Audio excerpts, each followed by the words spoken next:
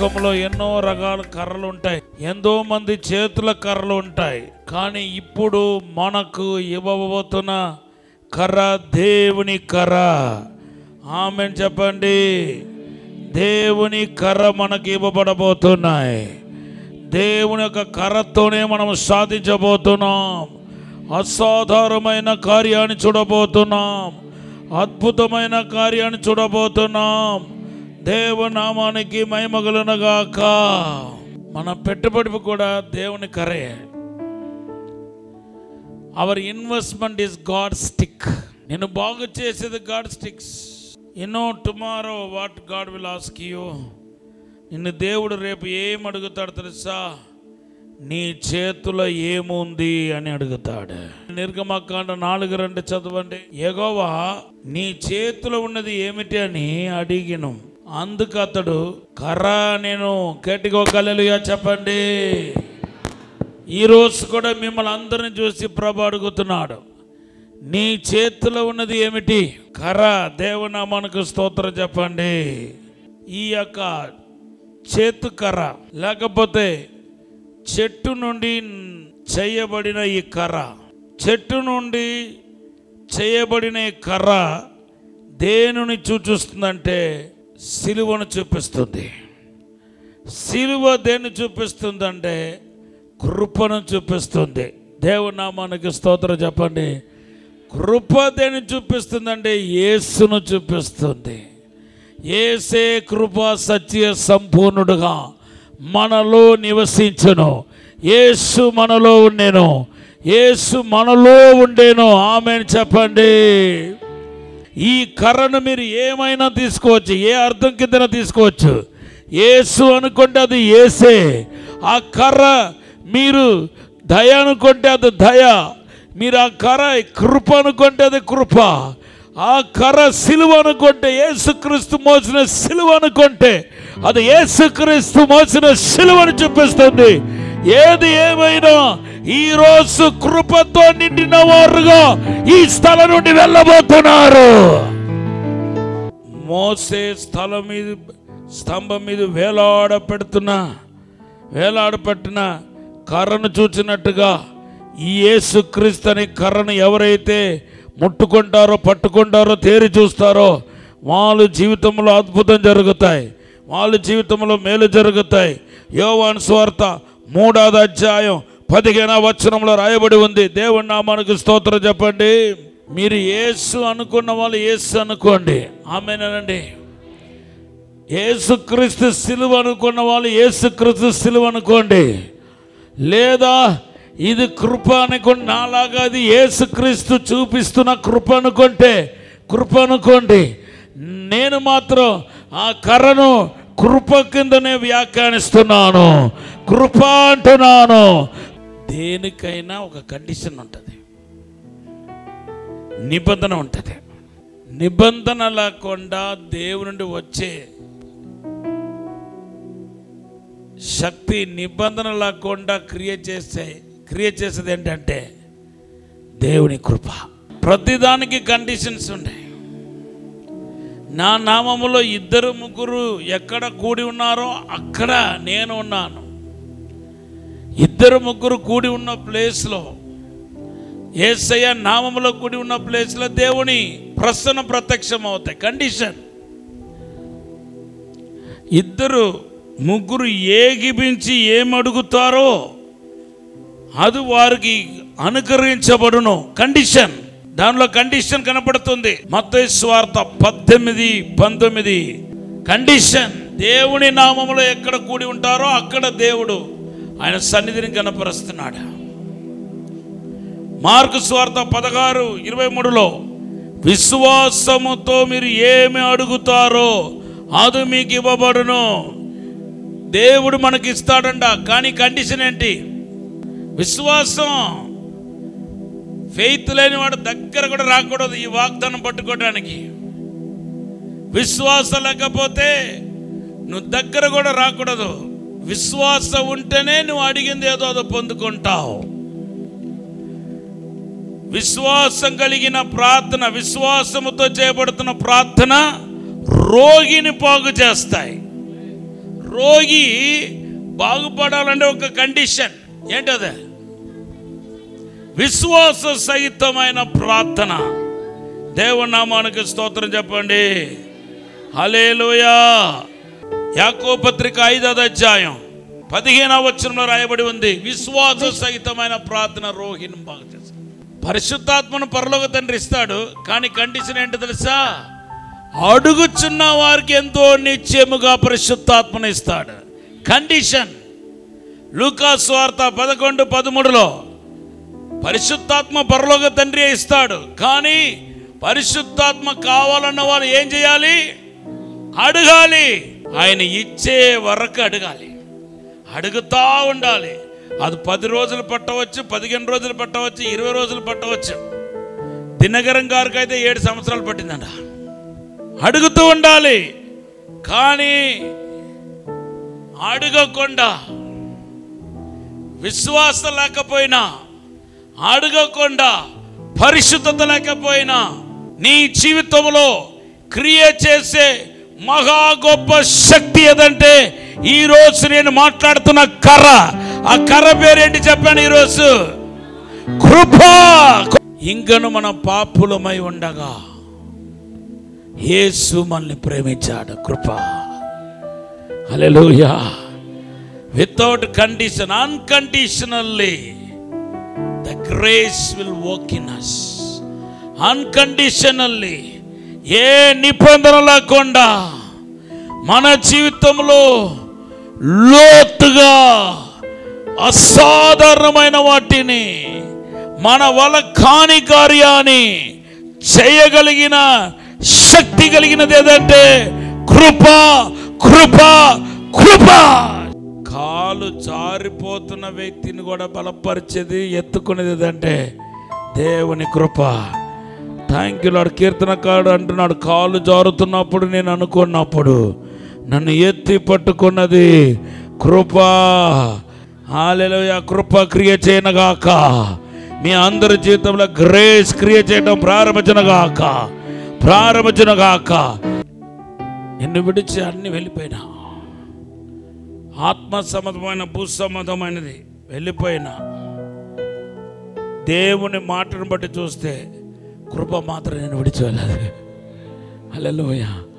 నువ్వు చేసిన పొరపాట్లను బట్టి, పాపాన్ని బట్టి, నీలో కనపడుతున్న దోషాన్ని బట్టి అన్నీ నిన్ను విడిచి వెళ్ళిపోయినా, చివరికి అభిషేకం కూడా వెళ్ళిపోయినా, పరిశుద్ధాత్మ దేవుడు కూడా వెళ్ళిపోయినా, నేను విడిచిపెట్టనిది ఏదంటే కృప, కృప, కృప.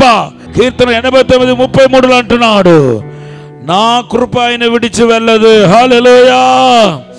యెషయాగ్రంథం 54:10 అంటున్నాడు, మెట్టలు తత్తులు నా పర్వతాలు కూలిపోయినా నా కృప ఆయన విడిచి వెళ్ళదు.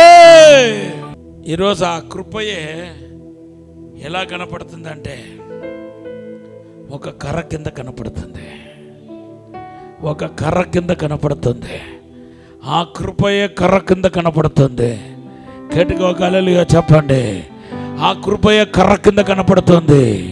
అది నీ చేతులు కనపడుతుంది. మీ చేతులు already it is given, it is already given to you. నీకు ఆల్రెడీ ఇవ్వబడ్డాయి. మీ అందరి చేతిలో ఒక కర్ర కనపడుతుంది. అది దేవుని కృప అని కర్ర, దేవుని కృప అని కర్ర, దేవుని కృప అని కర్ర. కర్ర కర్ర కర్ర కనపడుతుంది, కర్ర కనపడుతుంది. జీసస్ గ్రేస్ అని కర్ర కనపడుతుంది. యేసు కృప అని కర్ర కనపడుతుంది. ఈ కర్రని కృపతో మీరు ఏం చేస్తే బాగుంటుందని దేవుడు ఏమనుకుంటున్నాడు? కర్రని కృపతో మీరు ఏం చేస్తే దేవునికి సంతోషం కలుగుతాయి? మీరు ఈ కర్రతో ఏం చేయాలని దేవుడు కోరుకుంటున్నాడు? కొన్ని మాటలు చెప్పి నేను ప్రార్థన చేయబోతున్నాను. ఈ కర్రకు ఉన్న ప్రత్యేకత అంటే చెప్పనా? ఎటువంటి చేదునైనా తీయగా మార్చగలుగుతాయి, ఎటువంటి చేదునైనా తీయగా మార్చగలుగుతాయి, ఎటువంటి చేదునైనా కృప, థ్యాంక్ యూ లార్డ్, తీయగా మార్చగలుగుతాయి. You know what the stick, I mean grace will do. The grace will turn bitterness into sweetness. The stick will change bitterness into sweetness. ఈ కర్ర ఏం చేయబోతుంది మీ లైఫ్లో? ఏ ఏ విషయంలో నీకు చేదుగా అనిపిస్తుందో బాధగా అనిపిస్తుందో దాని మీద ఈ కర్ర యొక్క ప్రభావం పడబోతున్నాయి. ఈ చేదంతా తీయగా మార్చబడబోతున్నాయి. నిర్గమకాండం 15వ అధ్యాయం 25-26 వచనాలు, 15-26 చదువుతాం. అతడు యెహోవాకు మొరపెట్టెను. అంతటా యెహోవా అతనికి ఒక చెట్టును చూపెను. అది ఆ నీళ్ళల్లో వేసిన తర్వాత నీళ్లు మధురములాయెను. అక్కడ ఆయన వారికి కట్టడను విధిని నిర్ణయించి అక్కడ వారిని పరీక్షించి, మీ దేవుడైన యెహోవా వాక్కును శ్రద్ధగా విని ఆయన దృష్టికి న్యాయమైనది చేసి ఆయన ఆజ్ఞలకు విధేయులై ఆయన కట్టడలన్నిటినీ అనుసరించి నడిచిన ఎడల నేను ఐగుప్తీయులకు కలగచేసిన రోగములలో ఏదియూ మీకు రానియను. నిన్ను స్వస్థపరచు యెహోవాను నేనే అనను. గట్టిగా ఒక హల్లెలూయా చెప్పండి. ఇశ్రాయేలు ప్రజలు ప్రయాణం మొదలు పెట్టారు. అలాగా ప్రయాణం మొదలుపెట్టి వెళ్ళినప్పుడు ఒక చోటుకు వచ్చినప్పుడు నీళ్ళు చేదైందంట. ఆ నీళ్ళు చేదైనప్పుడు ఇశ్రాయేలు ప్రజలందరూ గోల పెడుతున్నారు. ఎందుకంటే ఆ నీళ్ళు తాగిన వాళ్ళందరూ ఏమైపోతున్నారంటే చచ్చిపోతున్నారు. అందుకొరకు ఎవరి మటుకు వాళ్ళు కేకలు పెడుతున్నారు, ప్రభా మేము చేదు నీళ్ళు తాగటానిగా మేము వచ్చామో అన్నట్టుగా మొర పెడుతున్నారు, కేకలు పెడుతున్నారు. అప్పుడు మోసే దేవుని దగ్గర అడిగినప్పుడు దేవుడు మోసేకి ఒక చెట్టును చూపిస్తున్నాడు. ఆ చెట్టు అంతా నరకమంటలేదు, చెట్లో ఉన్న ఒక కొమ్మను నరికి నీళ్ళు వేయమంటున్నాడు. హల్లెలూయా! ఎంత అద్భుతం అంటే ఆ చేదు నీళ్ళు మధురంగా మార్చబడ్డాయి. ఈరోజు ఈ చేదు నీళ్ళు అనేది చేదైన జీవితాన్ని చూపిస్తుంది. అనేక మంది జీవితంలో చేదు కనపడుతుంది. నయోమి అనే స్త్రీ అంటుంది, నన్ను నయోమి అని పిలవద్దు. ఎందుకు? నేను ఇప్పుడు నా జీవితం చేదైపోయింది. నేను ఇప్పుడు నయోమి కాదు. నా నయోమి అనే మాటకు నవ్వుని అర్థం, సంతోషమని అర్థం. ఇప్పుడు నన్ను ఎవరు సంతోషమని పిలవద్దు, ఎందుకంటే నా జీవితము చేదైపోయింది అంటుంది. హల్లెలూయా! ఎందుకు చేదైంది? ఆమె దేవుడు ఉండమని చెట్లో ఉండకుండా ఆమె దిగి వచ్చింది. పరిశుద్ధాత్మ తండ్రి ఈరోజు మాట్లాడుతున్నాడు. నీ జీవితంలో కూడా చేదు కనపడుతుందో ఏమో, నువ్వు కూడా అదే మాట అంటున్నావేమో, ఇంకా నా జీవితం చేదేంగా, చేదు అని బాధపడుతున్నావేమో. రూతు గ్రంథం 1వ అధ్యాయం 20వ వచనంలో ఆమె చేదును ఆహారముగా తినింది, కానీ ఆ చేదును దేవుడు త్వరలోనే తొలగించేస్తాడు. చేదు మధురంగా మార్చబడ్డాయి. ఈరోజు నేను ప్రవచిస్తున్నాను, ఒకవేళ దిగజారిపోవటం వలన, నిలువెచ్చని స్థితికి గురి అవటం వలన, ఆత్మీయతల నుండి జారిపోవటం వలన, ఆత్మీయతల నుండి పడిపోవటం వలన, చల్లారిపోవటం వలన ఈరోజు నిలువెచ్చని స్థితిలో ఉంటూ ఈరోజు నువ్వు చేదు అనుభవిస్తున్నావేమో. ఈరోజు శుభవార్త చెప్తున్నా, నీ చేదు ఆశీర్వాదకరంగా పోతున్నాయి, మధురంగా మారబోతున్నాయి. ఆల్రెడీ మధురంగా మార్చేవాని యొక్క కృప నీ చేతిలో ఉన్నాయి, నీ దగ్గర ఉన్నాయి, నీలో ఉంది. మధురంగా మార్చే అభిషేకం నీలో ఉంది. తీయని జీవితం నీకు ప్రారంభం అవబోతున్నాయి. ఎంత చేదు అనుభవించావో, ఎంత బాధపడ్డావో, ఎంత కన్నీళ్లు కార్చావో, దానికి రెట్టింపు సంతోషాన్ని దేవుడు నీకు దయచేయబోతున్నాడు. యెరూషలేము నుండి ఒకడు యెరికోకు ప్రయాణమై వెళుతున్నాడు. దొంగల చేతిలో పడ్డాడు. దొంగల చేతిలో పడిన తర్వాత అతని జీవితం చేదైపోయింది. ఆయన కొట్టారు, గాయపరిచారు, ఇప్పుడు చేదు అనుభవిస్తున్నాడు. లూకా సువార్త 10వ అధ్యాయం 32 నుండి 35 వచనాల్లో మనం చూస్తున్నాం. దేవుని బిడ్డలారా, ఎందుకు మీకు కొంచెం నొప్పిగా, బాధగా, వేదనతో ఉందా? హోషేయ గ్రంథం 4:6లో రాయబడి ఉంది, తెలివిలాక నా ప్రజలు నశించిపోతున్నారు, చేదు అనుభవిస్తున్నారు. నశించిపోవటం అంటే చేదు అనుభవించటం. తెలివి, లాక్ ఆఫ్ నాలెడ్జ్. జ్ఞానము లేని వారుగా తెలివి లేక నా ప్రజలు నశించిపోతున్నారు. They are not understanding. గ్రహింపు లేదు. మనము దేవుని చిత్తాన్ని కానీ, దేవుని ఉద్దేశాన్ని కానీ, వాస్తవాన్ని కానీ, దేవుని చిత్తాన్ని కానీ, దేవుని యొక్క ప్రణాళిక కానీ గ్రహించకపోతే నీ జీవితం ఖచ్చితంగా చేదైపోతాయి, వేదనతో నిండిపోతాయి. హిజ్కియా రాజు జీవితంలో చేదు వచ్చింది. ఏ కారణం చేత చేదు వచ్చిందో చూడండి. యెషయా గ్రంథం 38వ అధ్యాయం 17వ వచనం. మిక్కుటమైన ఆయాసము నాకు నెమ్మది కలుగుటకు కారణమాయెను. నీ ప్రేమ చేత నా ప్రాణమును నాశనమను గోతు నుండి విడిపించితివి. నీ వీపు వెనక తట్టు నా పాపములన్నీ నువ్వు పారవేసితివి. ఇదిగో సమాధానానికి బదులుగా నాకు చేదు కలిగింది అంటున్నాడు 17వ వచనంలో.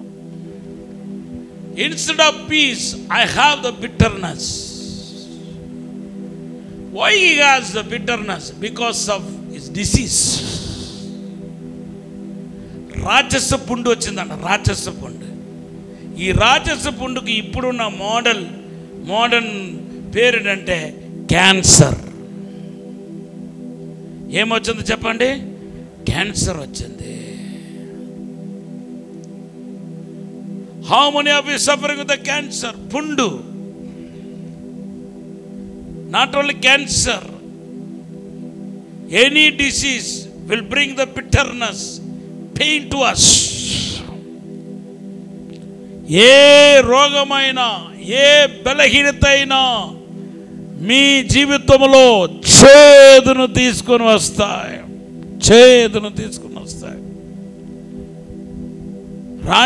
రాని మనుషులకు వచ్చే రోగాలు ఎక్కువైపోతుంది తప్ప తక్కువ అవట్లేదు.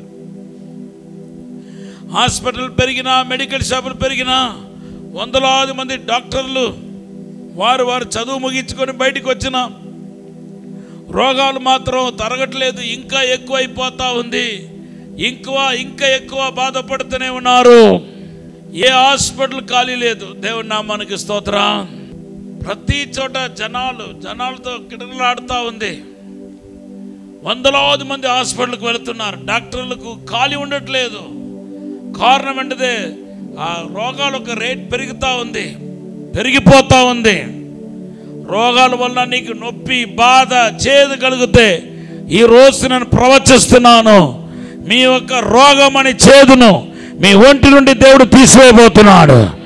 మీకు మేలు కలగబోతున్నాయి, అద్భుతం జరగబోతున్నాయి. అది కూడా కృప ద్వారా తొలగించబడబోతున్నాయి. The Spirit of the Lord going to break it now. The grace, కృప ఆ చేదంతా తొలగించబోతున్నాయి. హల్లెలూయా. బిట్టర్నెస్ అంటే శాపాన్ని చూపిస్తుంది. ఇట్ సింబాలిక్ కర్స్ అన్నమాట. కృపకు ఒక అర్థం ఏంటంటే శాపం. సంఖ్యాకాండ 5వ అధ్యాయం 18వ వచనం చదవండి ఒకసారి. సంఖ్యాకాండ 5:18. ఆ తరువాత యాజకుడు యెహోవా సన్నిధిని ఆ స్త్రీని నిలవబెట్టి ఆ స్త్రీ తల ముసుకును తీసి రోష విషయమైన నైవేద్యమును అనగా ఆ జ్ఞాపకార్థమైన నైవేద్యమును ఆమె చేతుల్లో ఉంచవలెను. శాపము పొందించు చేదు నీళ్లు యాజకుని చేతిలో ఉండవలెను. శాపం పొందుచు చేదు నీళ్లు. చేదుకు ఇక్కడ అర్థం ఏంటంటే శాపం. It may be four father curse. పితరుల శాపం అంటూ ఒకటి ఉంది. It may be your parental curse. తల్లిదండ్రుల శాపం కావచ్చు. It may be your own curse, నీ సొంత శాపంగా ఉండవచ్చు.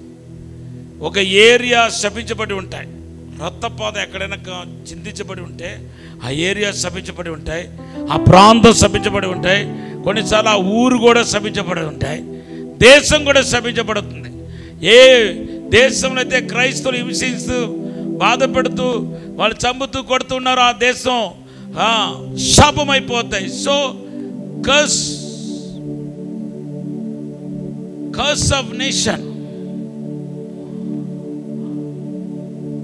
పితరుల ఒక శాపం, తల్లిదండ్రుల ఒక శాపం, నీ సొంత శాపం,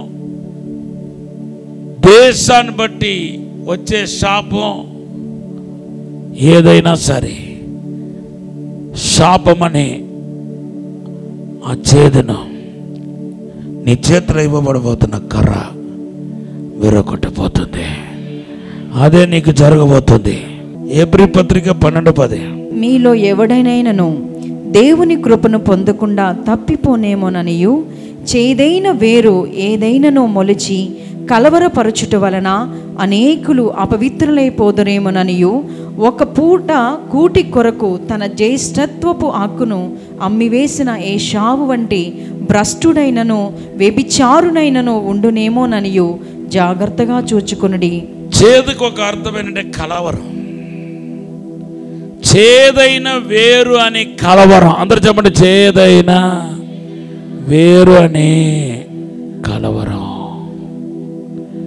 ఈరోజు మీ కొరకు ప్రార్థన చేయడం జరగబోతున్నా. నీ చేదు తొలగించే కృప ఈరోజు నీకు ప్రసాదించబడుతుంది. కృప. చేదనే మాటకు దిగజారిపోవటం అని అర్థం, ఆత్మీయతలు దిగజారిపోవటం. చేదనే మాటకు తెలివి లేకపోవటం, చేదనే మాటకు రోగమని అర్థం. నాలుగవది, చేదనే మాటకు దేవుని బిడ్డలారా ఇక్కడ కర్సుని అర్థం, శాపమని అర్థం. నీ చేదంతా దేవుడు తీసివేయబోతున్నాడు. నీకు అద్భుతం జరగబోతున్నాయి. నీకు కర్ర ఇవ్వబడబోతుంది.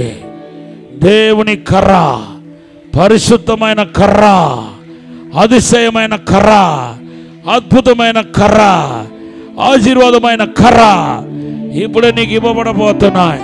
ఈ సమయంలో ప్రార్థన చేయబోతున్నాను.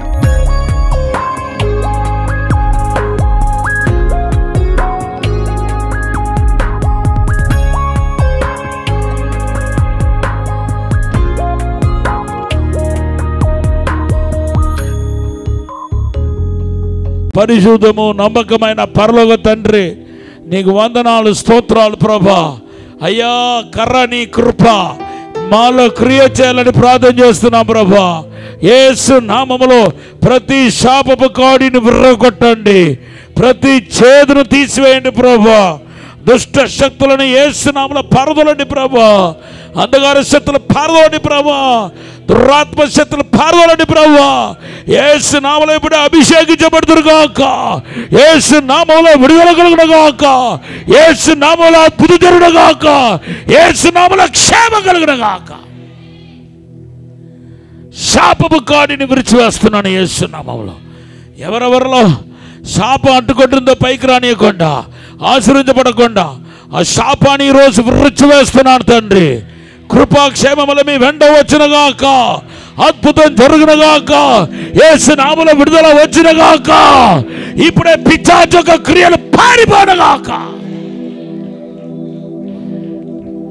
అద్భుతం జరిగించండి, మేలు జరిగించండి ప్రభా, అభిషేకించండి ప్రభా.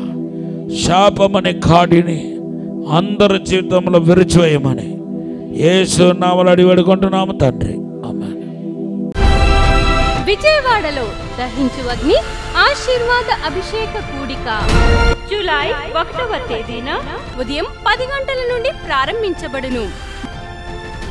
ముఖ్య ప్రసంగికులు డాక్టర్ థామస్ గారు, దహించు అగ్ని మినిస్ట్రీస్, రాజమహేంద్రవరం. స్థలం చాంద్ కళ్యాణ మండపం, రైల్వే స్టేషన్ దగ్గర, పూర్ణానందపేట, విజయవాడ. మరిన్ని వివరాలకు 903 9032224646 మరియు 9032224747. పరిశుద్ధాత్మ దేవుని గురించి లోతైన విషయాలు తెలుసుకోవాలనుకుంటున్నారా? ఆత్మను పొందుకొని బలమైన సేవ చేయాలనుకుంటున్నారా? వాక్యంలో లోతైన మర్మాలను తెలుసుకోవాలని ఆశపడుతున్నారా? రాజమహేంద్రవరం కాటవరం గ్రామంలో దహించు అగ్ని స్కూల్ ఆఫ్ డునామిస్ పరిశుద్ధాత్మ పాఠశాల జూలై 7వ తేదీ నుండి ప్రారంభించబడును. ఈ పరిశుద్ధాత్మ పాఠశాలలో దైవజనులు డాక్టర్ థామస్ గారు, డాక్టర్ షీబా థామస్ గారు పరిశుద్ధాత్మను గురించి లోతైన విషయాలు మీకు బోధించెదరు.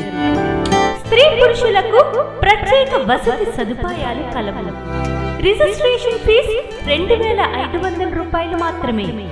స్థలం దహించు అగ్ని రివైవల్ సెంటర్, కాటవరం, రాజమహేంద్రవరం. మరిన్ని వివరాలకు 9494940072 మరియు 73. సికింద్రాబాద్ లో దహించు అగ్ని అద్భుత అసాధారణ కూడిక ప్రతి శనివారం సాయంత్రం 5 గంటల నుండి ప్రారంభించబడును. స్థలం SPG church ground, alpha hotel వెనుక, సికింద్రాబాద్. మరిన్ని వివరాలకు 9494940074 మరియు 75. రాజమహేంద్రవరంలో దహించు అగ్ని అభిషేక ఆదివారపు ఆరాధన ఇప్పుడు ప్రతి ఆదివారం ఉదయం 9:30 నుండి ప్రారంభించబడును. తప్పక పాలు పొందండి, దైవిక ఆశీర్వాదం పొందండి. స్థలం దహించు అగ్ని ఆడిటోరియం, నటరాజ్ థియేటర్, రాజమహేంద్రవరం. మీ ప్రార్థన అవసరతలకు 9494940072 మరియు 73. ఈ టీవీ కార్యక్రమాన్ని చూసి ఆశీర్వదించబడినట్లయితే దహించు అగ్ని టీవీ పరిచర్యకు మరియు బ్లెస్సింగ్ ల్యాండ్ కు సహకరించండి. దహించు అగ్ని trust current account number 357222444370, State Bank of India main branch, Rajamahendravaram. My address doctor Thomas దహించు అగ్ని మినిస్ట్రీస్, తుమ్మలోవా, రాజమహేంద్రవరం.